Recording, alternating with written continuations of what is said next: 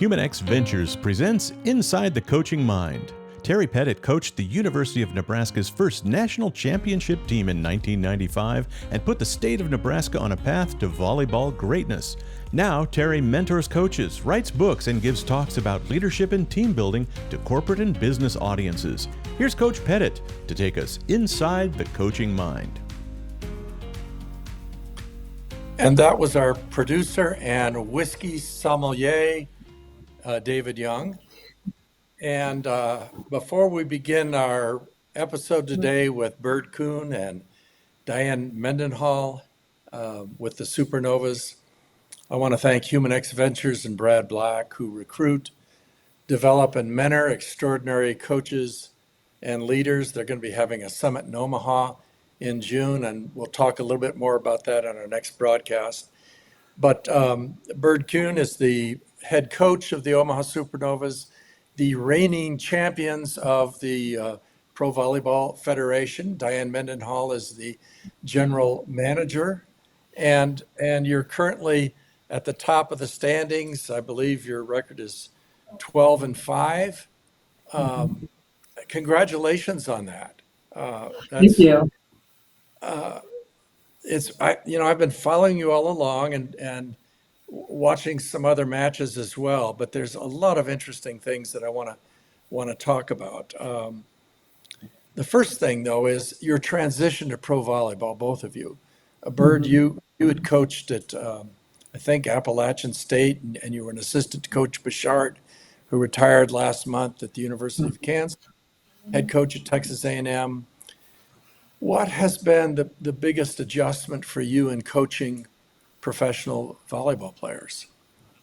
Honestly, it's been a cool transition. I didn't really have any intention of coaching, but then Shelton called me, obviously, and provided this opportunity. And then I got to work with Diane last season, and even that was a transition. But I would say the biggest thing is the communication. And it's more of a partnership, a collaboration, however you want to view it, but it's just being more respectful and like inclusive for people's experience and the level of play.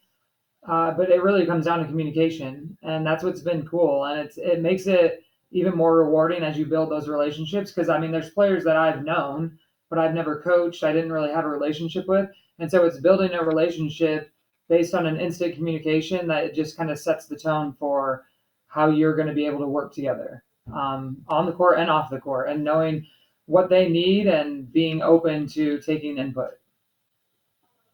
Is there ever a time in practice or a match where you might jump out of that a little bit and say, you need to get your butt to the ball? You're not, we need more. It does. It happens. But the difference is you can literally stop a drill and just change your tone for a split second, and they respond. It's more of a she shouldn't have to do that moment than anything. Right. And so that's what's kind of cool. That's what shows just the overall maturity, but also even with this team, it's different than last year's team. There are moments when they all lock in and they know what it's going to take. And then there's moments where I have to remind them like what we're doing, or we need to lock in, or we can go home because this is not productive. So did you find the success from last year gave you more confidence in going into this year? Confidence that I can communicate and coach these people? I don't think it was a confidence as much as I realized I loved coaching. Who told you that? There were a lot of conversations, guys. Like Diane, we've been through a lot, and there were moments where I'm like, I don't want to do this. I don't have to do this anymore. But I think through all of it, I mean, there were moments I text my sister and my mom. We have a group message, and I literally said this will be the last season I coach last year, because there's just things that it's exhausting. I mean, it's exhausting. You put a lot in to manage and like emotionally invest in everyone. And I don't know, I just realized by the end of that season, and people could say, well, it's because you were winning, but we weren't winning the whole season.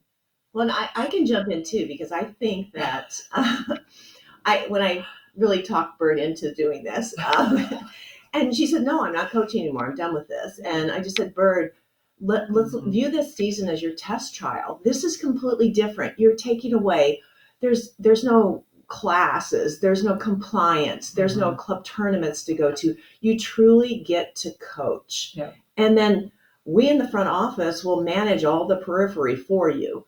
And so I think you'll get to do what you do best. And what she's done masterfully is that communication aspect. Because if you look at our team last year, we were one of the older teams in the league. So you have a kid that you signed in the draft. I'm sorry to call them a kid, but they should be in their senior year of college. And then you have Betty, who has a 13-year-old son and is a 16-year-old pro. And to manage communicating with them in the huddle during a timeout or just during practice takes someone with excellent communication skills to master that. And then we flip the script on her this year and give her 7. Right now she has 7 players that should be in their senior year of college in their final semester. They should be graduating here in a couple of days. So now she has a very young team, but you still have that older dynamic. So it's something that she's done very, very well and was definitely a major component in our success. See, but here's on the caveat. I don't say that we're young. I just say it's a wide variety of experience. I believe that you're in the moment you're in when you're competing, and no one else has been in that moment. And so it really comes down to how you're going to compete and the competitor you are. But that's, yes. Which but is it is true. fun. Yeah. Because we have some old souls on the team, regardless of their age. Well, and when I look at your starters, Natalia's played a lot of volleyball at a very high level. And this is Brooke's second year. And Caitlin Horde has played a couple years. I don't know about your libero. How Camila's played the last 2-3 years, but she's been on her Colombian national team since she was like 16. So right. So she's going on 34, 30. Yeah. But I've not seen a Supernova practice, and but I will say this, Bird, you have a wonderful posture and presence in matches. It's the type of, I've never seen you look away in disgust or even frown or whatever, but it would be easy to play for you from that standpoint. And I want to get back to that, but I'm going to ask the same question to Diane. Diane, you were assistant to the chancellor at the university. At one time, you were head of development. You were a director of ops for Nebraska Volleyball. You've been in private business, but you've never been the general manager of a professional franchise. And I'm sure that excited you. What's been the most difficult transition for you?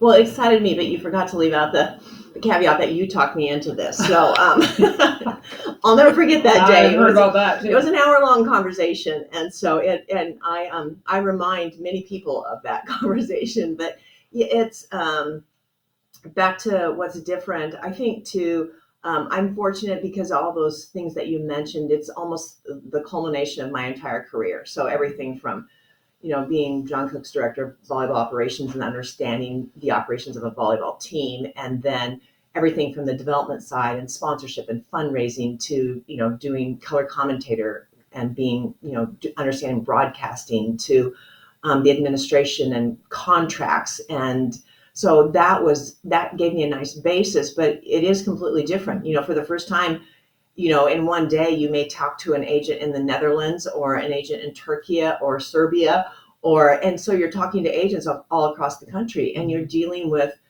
pro contracts and players. And so that's a really interesting thing that I hadn't experienced before, and just the negotiations. And then with some players, you're just dealing directly with them. So, but we developed a really good system, right? And that's something we just, I guess it organically, we were somewhat intentional about it, but, Bird and her team, her coaches, review the game film, the team, everything that they need, decide on a player. We get together, we talk about it.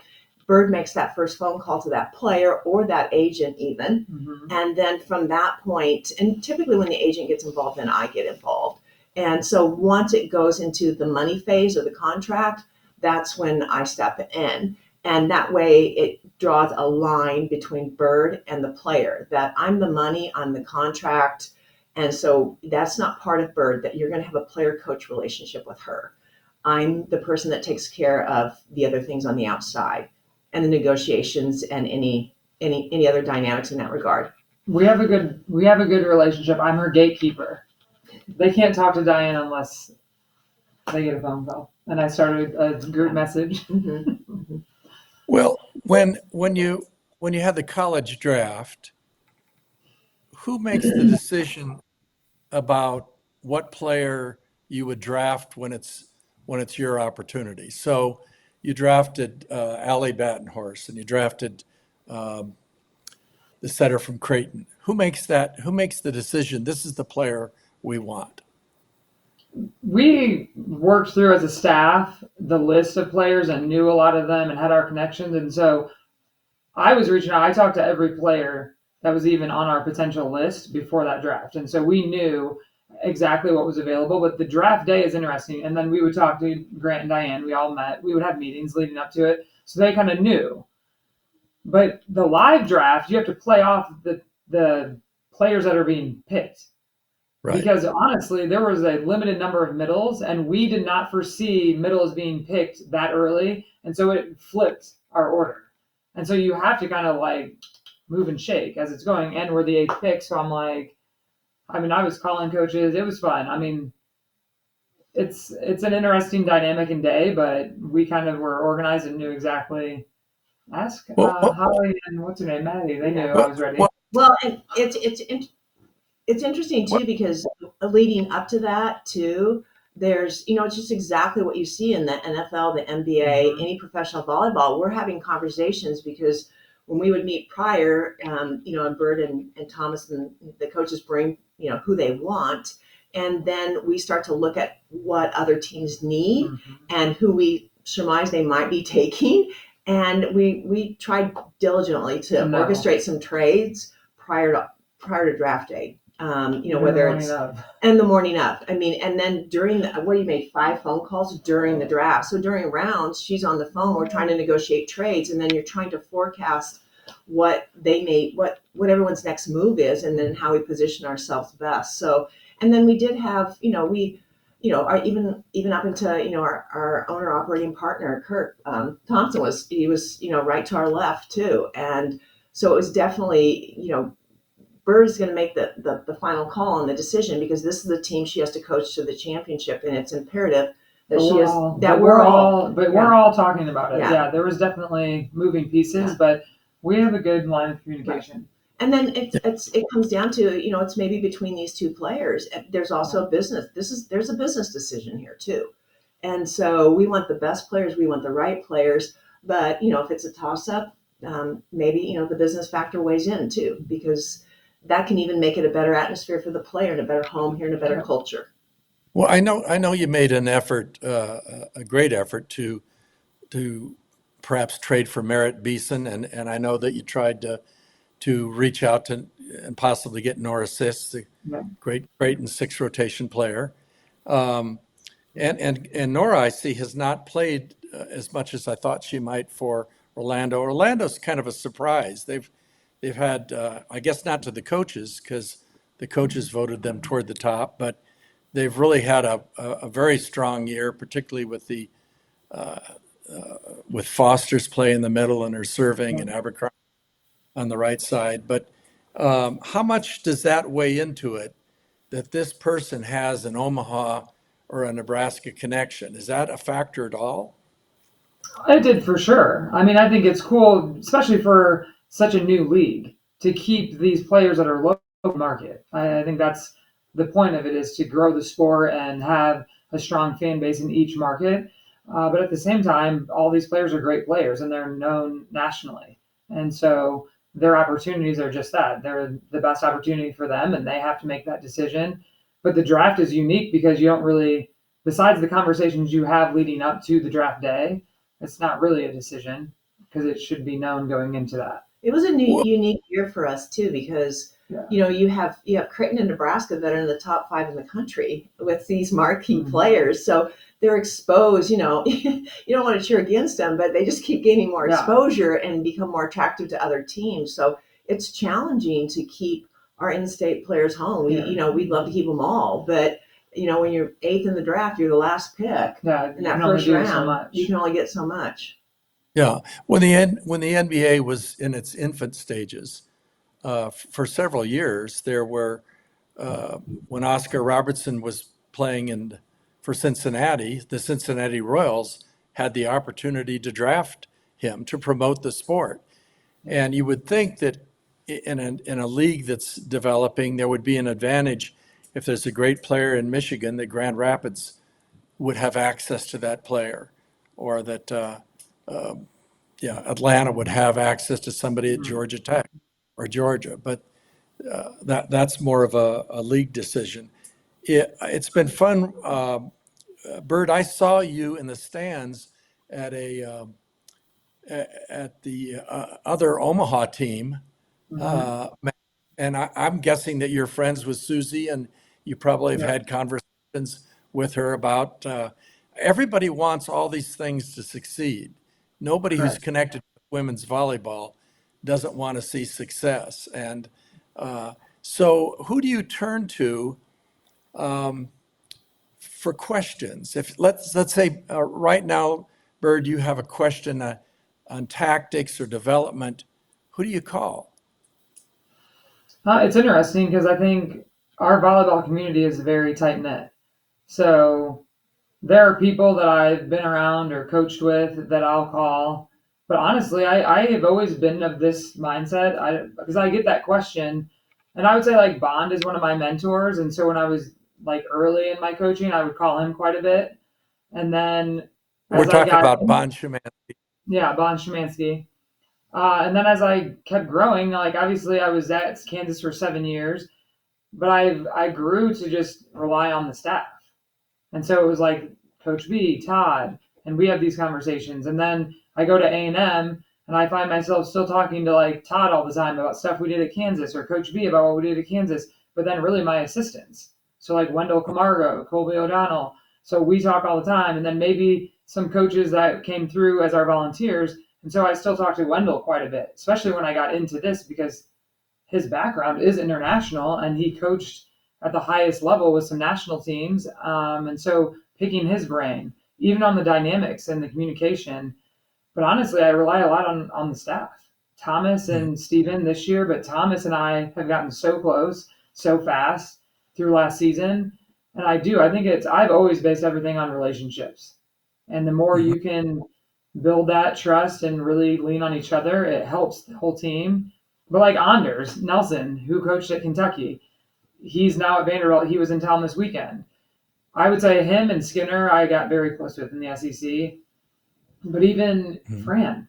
I think about random conversations I have, and it's all people that are within the same either entity like that. Like Fran and I talked a lot last year, and even coaches within this season will call each other. And I wouldn't say it's even tactical. It's just like going through something together brings you together. I think that's why the relationship I have with Skinner and Fran, we went through COVID together in the SEC. And so there's just things that happen that bond people, and those are people that you kind of go to. When I look at rosters, and because you have some players with less professional experience, I ask myself, who has the most upside? I always ask myself that as a college coach, like, where do I need to spend my time? And I look at Regan Cooper and I think, man, this kid can be just a dominant player professionally. Emily was kind of an old soul when she was a freshman in college. She played like somebody who was 40 years old, except that she had an arm. But even she can get a lot better. I would even say Caitlin Horde is more athletic than her production offensively. Obviously, she's one of the better blockers in the league. So, how much time do you spend in practice on development of developing an individual player in an individual skill? Right now, in the heart of the season, it's really these spans. Like this week, we have 4 days. We have 4 training days. And so these are the weeks that you kind of try to do more skill stuff.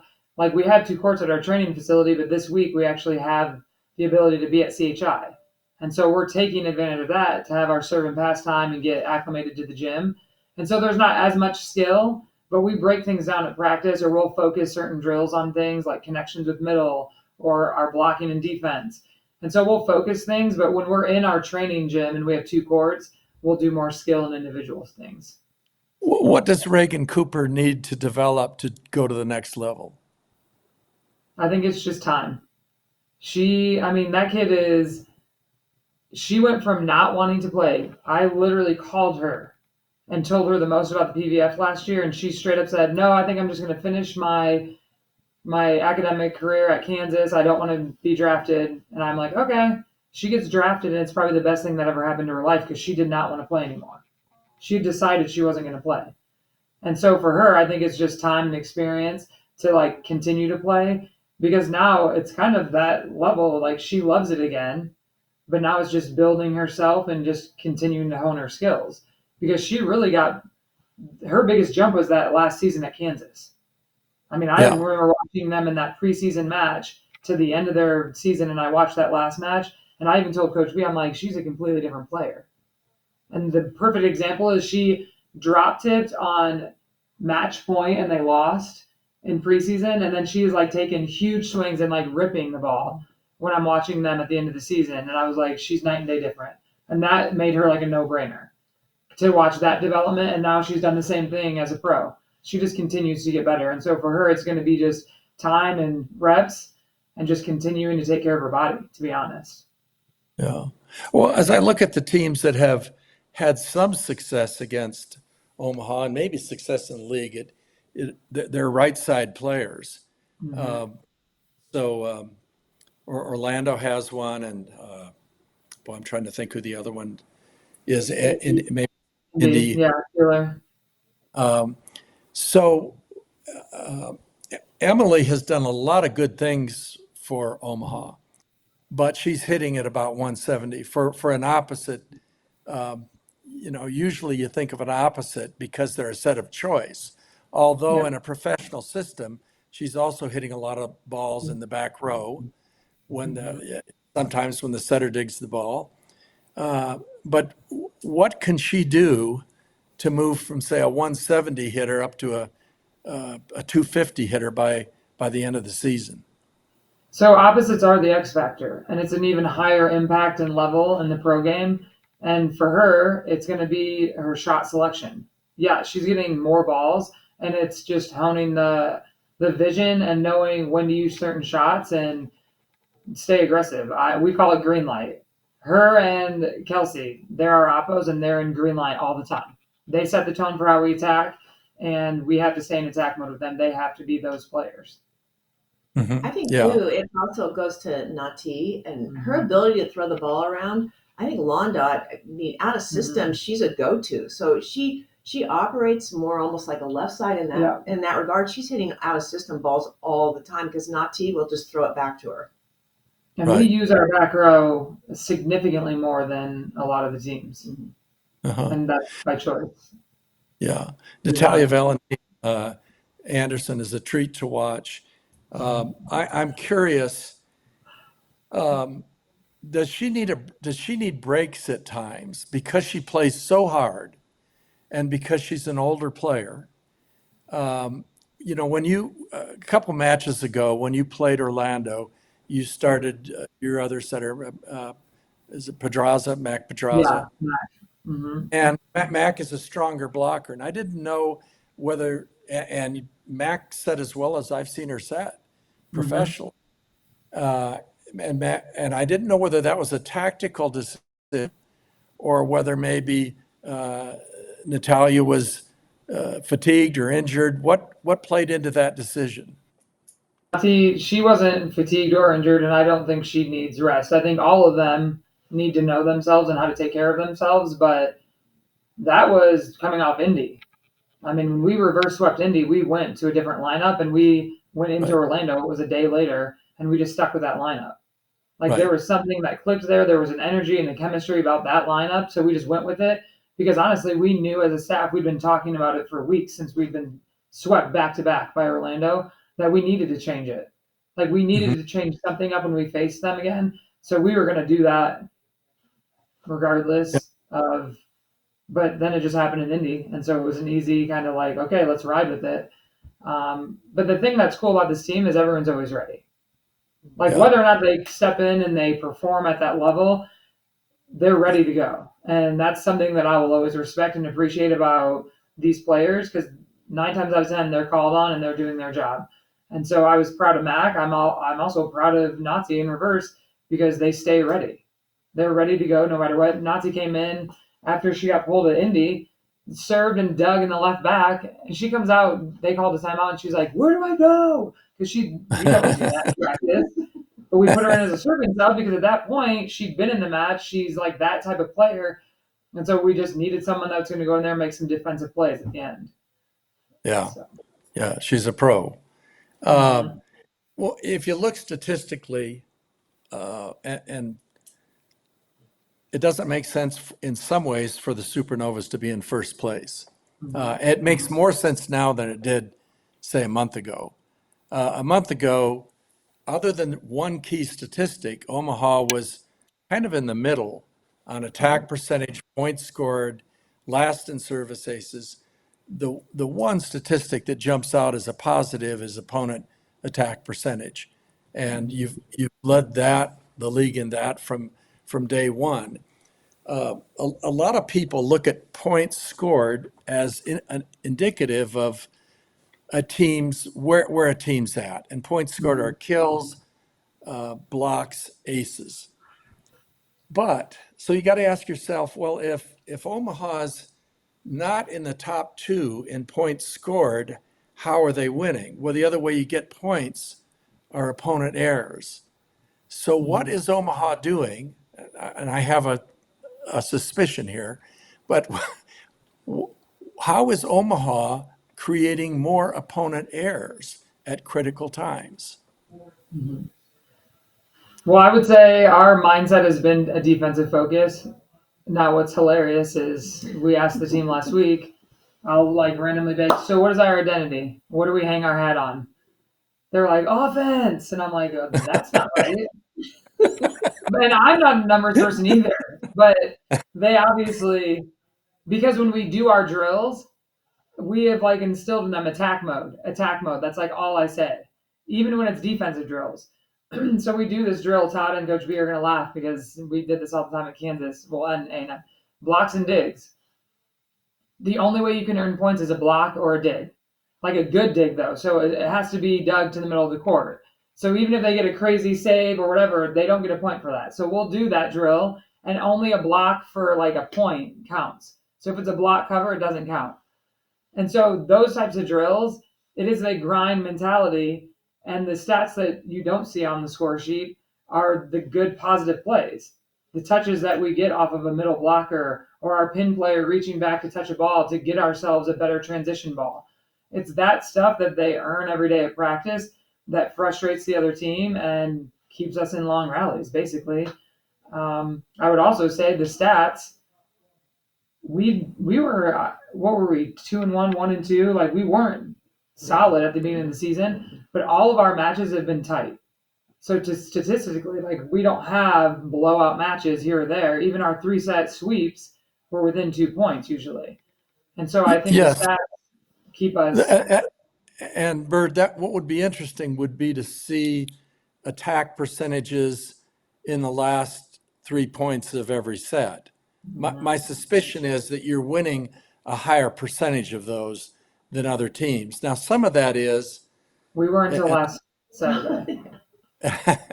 Some of that is, and this is anecdotal. It's not based on statistics. It's just that with Natty and Brooke, you have motors that are going all the time. Okay, so those, if I had to bet, I would bet that Brooke is scoring at a higher percentage attack percentage at the end of matches than she is maybe in the middle of matches. I have no way to prove that. But where maybe players and other teams might not be doing that, might not be scoring as much. I could find those numbers for you. I know a guy that's a numbers guy on our staff, and there's red zone stats that we have access to. We could get those for you. Well, yeah, there's probably pretty much a stat for everything. I'm curious. Kendra Waite has played very little. I don't know whether she's played at setter much at all. She got in once, I think, as a DS for you. An amazing athlete. Yes. What is her future as a professional volleyball player?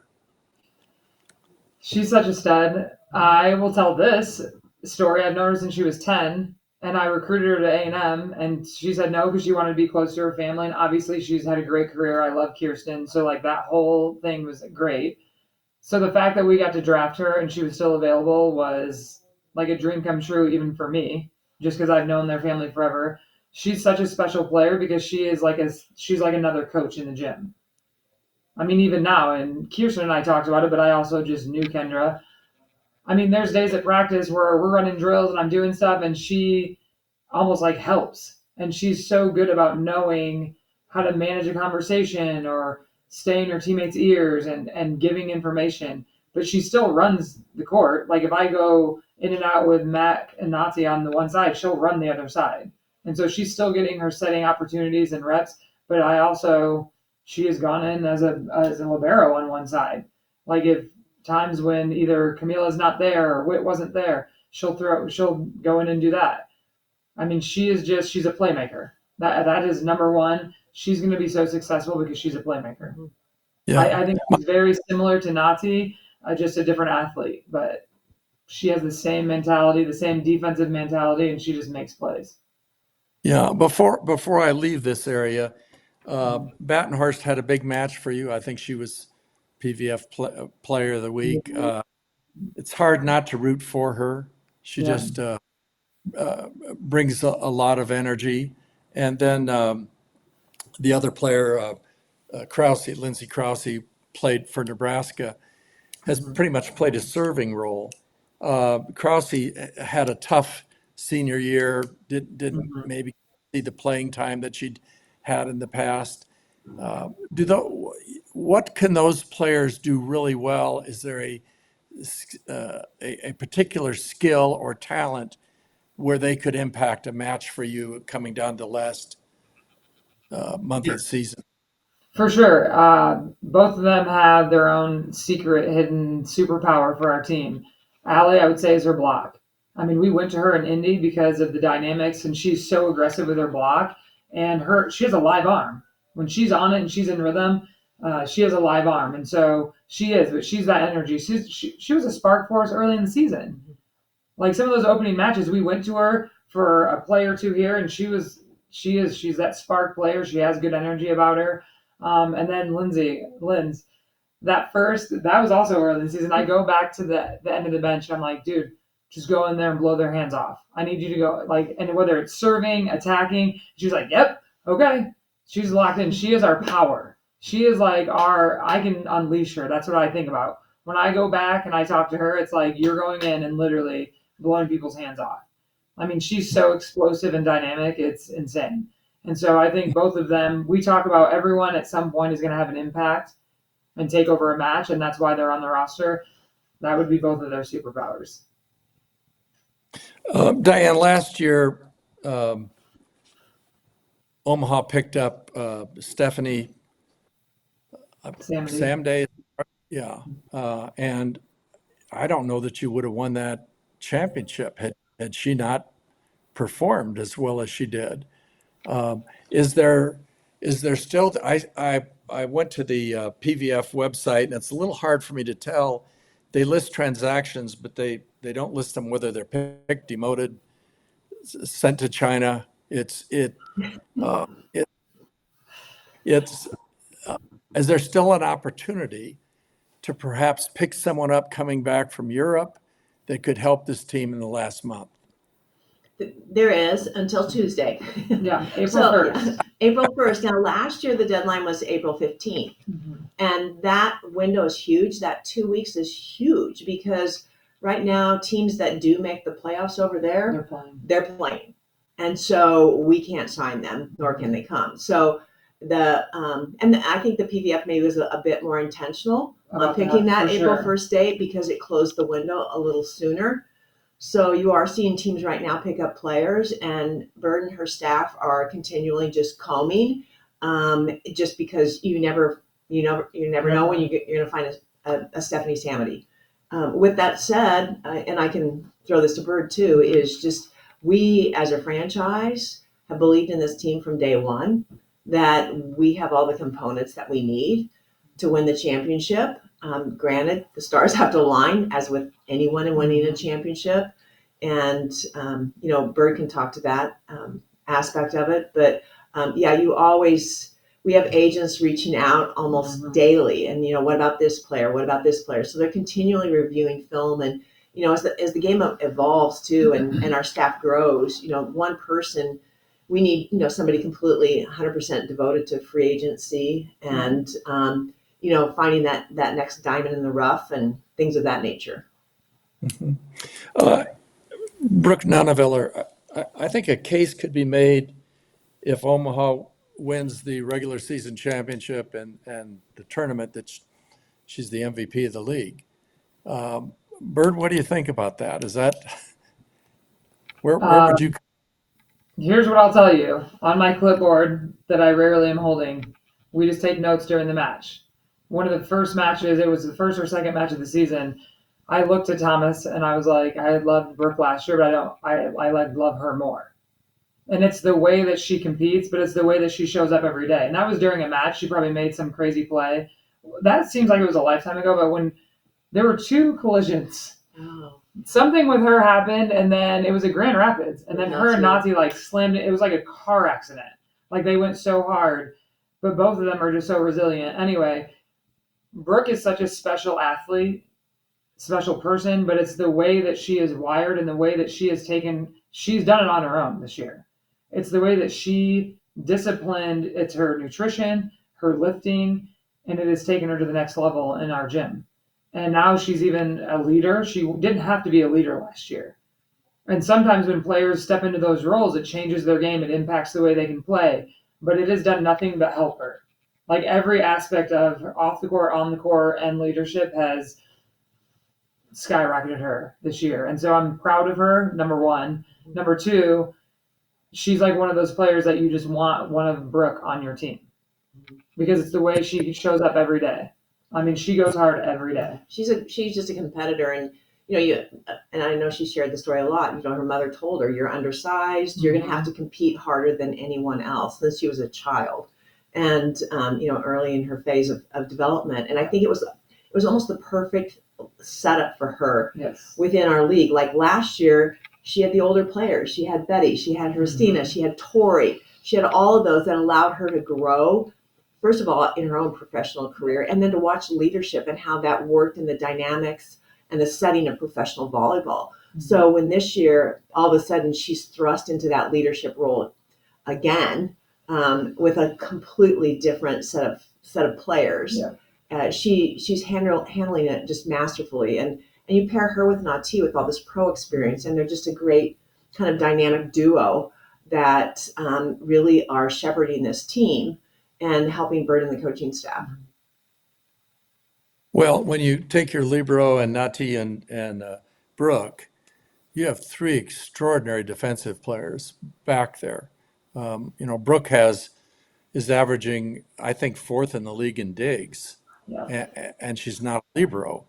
And Nati makes plays of balls coming off the block nobody in the league makes. So you're keeping the ball alive. Diane. Well, I was going to bring Camila up. She's a huge piece of that. Camila's like the undercurrent. She's right. She just does her job and she's there, but the way that she impacts and kind of influences the players, those 3 are. I would say those 3 are the core of that defensive mentality for us. Well, in your last match with Orlando, you slowed down Abercrombie. I mean, the attack percentage, I mean, she's still going to get kills, but the attack percentage wasn't unworldly. So tactically, what adjustments did you make? Well, Allie, I think, was a different presence. That changed the dynamic. And defensively, I think we had just locked into, we knew what she wanted to do. We adjusted a little bit. We rotated so that it alleviated Camila to just be able to pick up the drop tips, and it forced her to kind of change her game. But we served tough.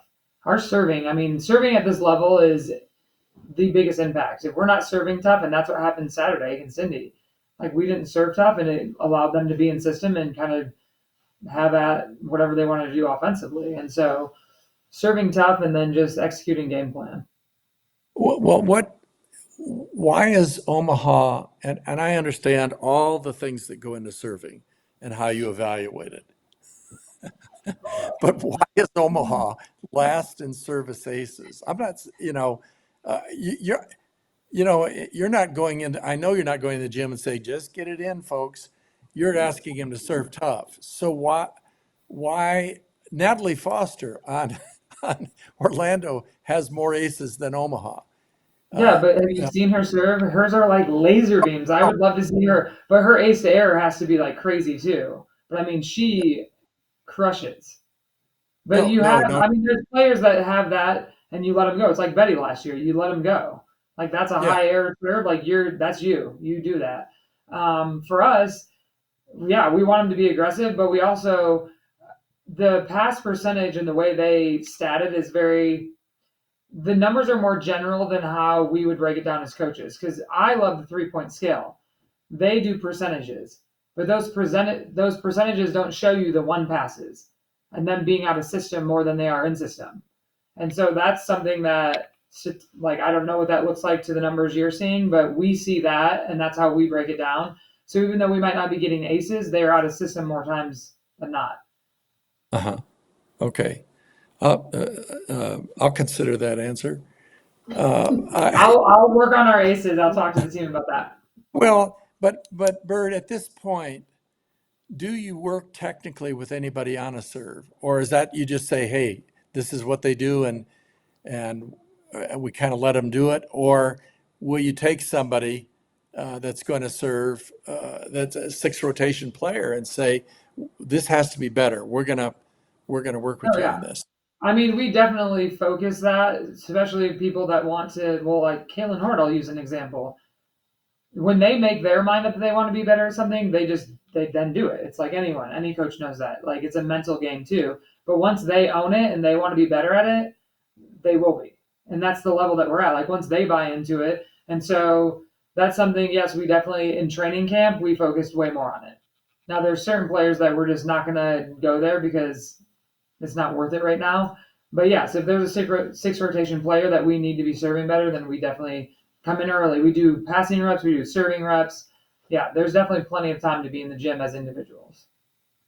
You mentioned something earlier that I'd like to highlight because I don't know that the average fan thinks about it much, but the ball comes off the top of the block. Mm-hmm. And against Indy, it was played by one of your middles. And she made the play, but the ball came off the net about 12 feet. Mm-hmm. And it was in end game, and it really eliminated any middle attack. You know, that's essentially a free ball. There's no statistic for that, but it makes all the difference in the world when a player takes the ball and isn't as precise as they possibly can be with that. And I think that's one of the things your team does well, better than other teams. That was unusual, but in that match, it made a difference in whether or not I thought For sure. Indy won the point. Diane, a month ago, or maybe a little more than Omaha announced that there would be a 4th league, that Omaha would not be returning to the PVF next year. I can only say my personal response. I didn't understand why anybody would announce that in the middle of a season. I don't see how that helped Omaha. These players have a lot of positive feelings towards each other on other teams. They've grown up together, they've played with each other, but that didn't make any sense to me regarding marketing. I've not seen anything since then about whether or not other cities, other teams, I would assume if there's going to be another league, general managers of those teams would need to be signing people now for next season. So what can you say? What can you not say? We're excited to see the growth of volleyball. And, it's interesting too, because Bird and I have these conversations, and we wholeheartedly from day one, just, you telling me, Diane, you need to do this sport has given so much to us, and we believe in it so heartily. And that's what gets us up every single morning. And whatever is good for the sport is what we're all about. And if there's an opportunity to provide more opportunities for players to play in the United States, where we know they're taken care of at a higher level, they're paid well, and they can play in front of their families and friends, we're all for that. And it's interesting how, I can't say much on this, but I think it's right now you're seeing, the European contracts are coming out. You're going to see the PVF contract come out. You're going to see these contracts come out. And I think these players know what potential opportunities could be in front of them. And, hopefully we'll have more information on the landscape of all the leagues here in the coming days. Uh-huh. Well, by coming days, do you have an are we talking May, June? How soon do you think we'll have some guidance on that? Well, for the aspect of launching a team in January, hopefully very soon. Yeah. And what's wonderful about our ownership, and I speak a lot daily to our owner operating partner, Kirk Thompson, is they create a buffer for us. And we've talked about it too. And our mission is this season right now. And what does this team need to win a championship? And they deserve 100% of our attention. And so our, Kirk and, the owner and Danny are very good about keeping that in the periphery and updating us as need be. And our focus is these 16 amazing women that we have and the end game. Are there any players in the league, and particularly in Omaha, that are on multi-year contracts?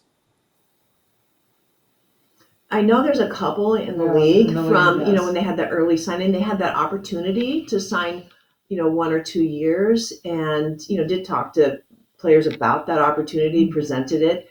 And I think, a smart move by the players. And when they say that, I said, I agree that, keep your options open. And so I think the majority of the players across the entire league are assigned to 1-year contracts. Yep. Yeah. Well, it's Omaha's done something that nobody else has done. You can look at the positive and say, well, Nebraska cares about volleyball as much as any area in the country. That's a positive. Yes. That also is a standard that you have to meet, and your presentation has been remarkable, I think. I think how the events have been presented, the fact that you've been able to, I'm sure you're averaging over 10,000 people. It's one thing to do that for one match, one thing to do that for 1 year. It's another thing to do that for a second year. So I don't know. I saw Mike West is on your staff. I don't know how much he has to do with that, but I'm guessing it's your whole team has really done an incredible job. And Diane, I think it's a reflection of your talent, your skill, your work ethic. This is not easy. It's not easy. I was your motion. I was gonna say, I living this and being in it. Diane has been the ultimate glue person, because she just said how Danny and Kirk are, doing really well at managing that whole aspect that has been created. But Diane, from day one, has been the glue between the sport of volleyball and the pro landscape and the business side of volleyball. For me, especially individually, but as just a GM and a president of this organization, there are things that I know she manages. I learned this when I became a head coach. There's things you have to manage up here and you keep it up here. And then you have to make sure you orchestrate differently in this space. She has done that. And obviously we've grown and gotten closer. So I've been privy and learned a lot of things that she's been working through and dealing with. But there's no chance we've been successful like this without her in the position she's in. Yeah. Well, I just hired, my greatest skill is hiring great people. I do an excellent job of that. We have a tremendous front office team, and we were very intentional right now. I think right now for 21 matches taking last year and this year, we're averaging over 10,000. So this year we're averaging over 11.5 for our first 7 home matches. And right. Knock on wood. With that said, we also were very intentional this year. Regardless whether it's a sports, a professional franchise, or a business, you have a second year hangover. And we were very cognizant of that and not allowing that to happen to us. And, our team, we did 100 events from June until December. We were out in the community. We were at every farmer's market. We were in every parade. Yeah. It was fun because, a year ago at that time, people were going, who are the Supernovas? And this year, what is this? And now we're hearing shouts from the crowd and the enthusiasm and excitement. With that said, we were intentional with Mike West. Mike West was pivotal for Creighton when they moved from, was it the Civic Center to the CHI? And, right. and selling that out. And you're right. We're blessed to be in the epicenter of volleyball. But with that said, we only have, we have more POWs in Nebraska than we have people. So, you just have, when you're shy of 2 million people in the entire state, you have to work hard. And there's a lot of competition. The other night we went head to head with Creighton men's and women's basketball playing in the NCAA tournament at the same exact time. The other pro team was playing in town, and we had Nebraska wrestling was trying to win a national championship, of which we're proud of them. They finished second, and Creighton baseball was playing across the street, and we were fortunate to put in over 12,000 people into the That's CHI. amazing. So we were, we've been blessed by the community and the people. I'm impressed with that. To be able to do that on a night like that is very impressive. But Nebraskans reward it. I mean, they reward great effort. They reward hard work, and I think every level of the sport in the state benefits from the work that you two are doing. I'll look forward to watching the Supernovas as you move toward the tournament at the end of the season. I'll look forward to finding out what teams you'll be playing next year. Thank you so much for being guests on Inside the Coaching Mind. I also want to thank our producer, David Young, and Humanex Ventures, who hires coaches. So if you're a college looking for a coach, if you're a high school looking for a coach, Brad Black and his organization do a tremendous job. Thanks so much for being here. We'll see everybody next time. Inside the Coaching Mind is presented by Humanex Ventures and is pleased to be a part of the Learfield Varsity Podcast Network. If you're on Facebook, look for the Inside the Coaching Mind group and join a vibrant discussion of volleyball and leadership. TerryPettit.com is where you'll find Terry's books, writings, and downloads, as well as subscription links for all your podcast apps.